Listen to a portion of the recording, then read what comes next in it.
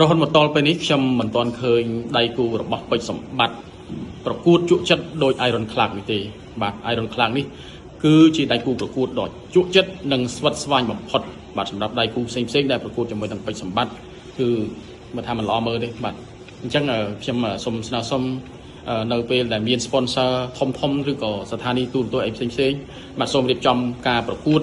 ចាប់ដៃគូជាមួយនឹងពេជ្រសម្បត្តិគឺថាសុំឲ្យប្រហាក់ប្រហែលជាមួយនឹង Iron Clark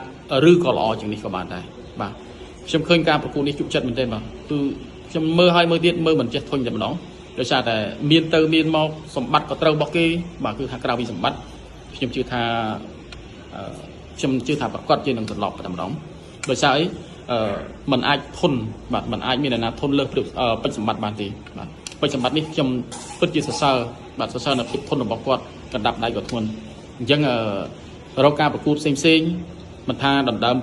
ខ្សែក្រវ៉ាត់ឬក៏លក្ខណៈបែបមិត្តភាពក៏ដោយសូមមេត្តារៀបចំ